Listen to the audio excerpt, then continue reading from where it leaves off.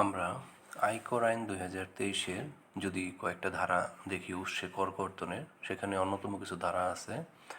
এখানে ধারা 91-তে দেখতেছি স্পর্শাতীত সম্পত্তির জন্য পরিশোধিত অর্থ হতে কর্তন, রয়্যালটি, ফ্রাঞ্চাইজ বা লাইসেন্স, ট্রেডমার্ক, প্যাটেন্ট, কপিরাইট, শিল্প নকশা, উদ্ভিদের জাত, ভৌগোলিক নির্দেশক, পণ্য বা মেধাস্বত্ব সংক্রান্ত অন্য কোনো সম্পত্তি অথবা অবৌধ বা অমূর্ত বা নিরাকার বিষয়ের জন্য অর্থ পরিশোধের জন্য দায়িত্বপ্রাপ্ত ব্যক্তি উক্ত অর্থ প্রদান বা ক্রেডিটের সময় নিম্নবর্ণিত সারণীতে উল্লেখিত হারে কর কর্তন করবেন।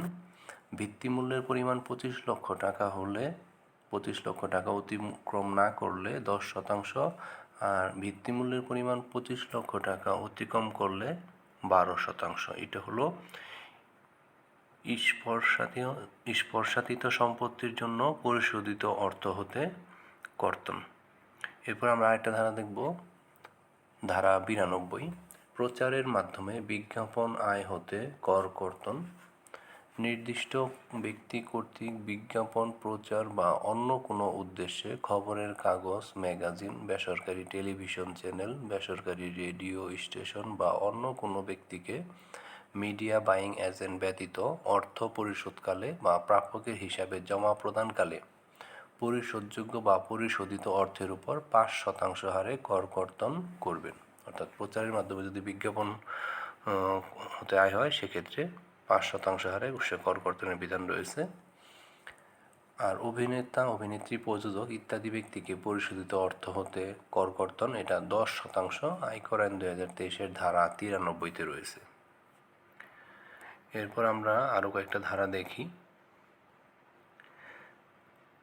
ঋণপত্রের কমিশন হিসেবে প্রাপ্ত অর্থ হতে কর্তন। নিজ বা অন্য কোনো ব্যক্তির জন্য পণ্য আমদানির উদ্দেশ্যে ঋণপত্র খোলার জন্য দায়িত্বপ্রাপ্ত ব্যক্তি ঋণপত্রের কমিশন সংগ্রহকালে কমিশন হিসেবে প্রাপ্ত অর্থ হতে 5% কর কর্তন করবেন। স্থানীয় ঋণপত্রের বিপরীতে পরিশোধিত অর্থ হতে কর্তন, এটা 3% হারে কর কর্তনের বিষয়ে উল্লেখ রয়েছে। আরেকটা ক্যাটাগরি আছে 1% হারে। এখানে যে ক্যাটাগরিগুলো দেওয়া আছে, এখানে রেট ওয়াইজ ভ্যারি করা আছে। আমরা অন্য আরও কিছু ধারা দেখব। সঞ্চয় আমানত, স্থায়ী আমানত ইত্যাদি হতে কর কর্তন। এখানে যে টেবিলটা আছে আমরা দেখি।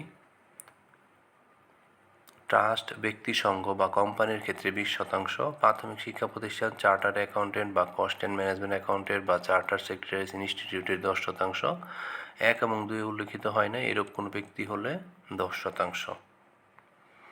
নিবাসীর সুদ আয় হতে কর কর্তন, এক্ষেত্রে 10% আর উৎসে কর কর্তনের বিধান আছে। এখানে আরও কিছু ধারা আছে। ভাড়া হতে উৎসে কর কর্তন, এখানে ভাড়া পরিশোধের যে ক্যাটাগরিগুলো দেওয়া আছে, এখানে ভাড়া পরিশোধকালে 5% হারে উৎসে কর কর্তন করতে হবে। কনভেনশন হল, কনফারেন্স সেন্টার ইত্যাদি সেবা প্রদানের জন্য কর কর্তন, এক্ষেত্রে 5% হারে উৎসে কর কর্তন করতে হবে। সম্পত্তি অধিগ্রহণের ক্ষতিপূরণ হতে উৎসে কর কর্তন, এটা সিটি কর্পোরেশন, স্থাবর সম্পত্তি সিটি কর্পোরেশন, পৌরসভা বা ক্যান্টনমেন্ট বোর্ড এলাকা অবস্থিত হলে ক্ষতিপূরণ হিসেবে প্রাপ্ত অর্থের 6%, আর যদি এই বাইরে হয় তাহলে 3% হারে।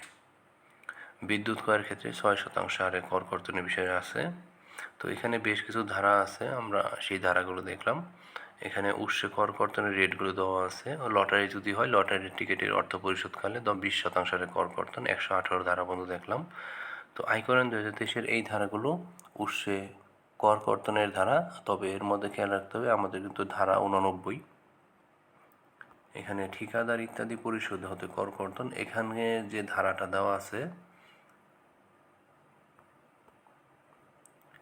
95, আমরা 89 ধারা যদি দেখি, এখানে কিন্তু ঠিকাদার সরবরাহকারীকে প্রদত্ত অর্থ হতে কর কর্তন, এখানে অনধিক 10%, অর্থাৎ কোন ক্ষেত্রে কত পার্সেন্ট সেটা আবার উৎসে কর বিধিমালায় দেওয়া আছে ধারা 89-এর এই রেট কোনটা কত পার্সেন্ট, এখানে অনধিক 10% বলা আছে। সেবার ক্ষেত্রেও অনধিক 20% বলা আছে এবং কোন সেবায় কত পার্সেন্ট সেটা কিন্তু উৎসে কর বিধিমালায় দেওয়া আছে। তো উৎসে কর কর্তনের এই রেটগুলো আয়কর আইনে সরাসরি দেওয়া থাকলেও আমরা দেখে রাখবো ধারা 89 এবং 90 এই দুইটা ধারার যে রেটটা সেটা আবার উৎসে কর বিধিমালাতে স্পেসিফিক করা আছে।